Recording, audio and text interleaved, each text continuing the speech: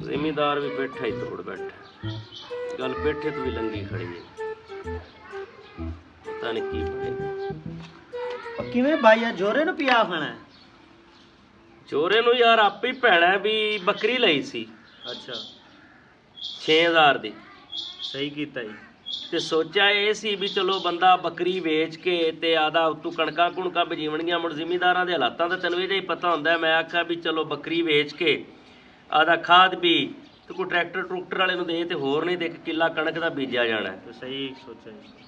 ਉਹ ਜੋ ਸੋਚਿਆ ਸੀ ਉਹ ਹੋਇਆ ਨਹੀਂ ਨਾ, ਮਰੇ। ਕੀ ਹੋ ਗਿਆ ਫਿਰ?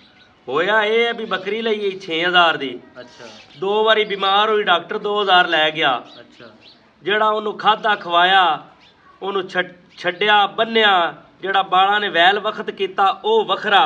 ਅੱਛਾ ਅੱਜ ਜਦੋਂ ਬੱਕਰੀ ਵੇਚੀ ਏ ਹੂੰ ਉਹ ਵਿਕੀ ਏ 13000 ਦੀ। ਤੇ ਸਹੀ ਵੇਖ ਗਈ?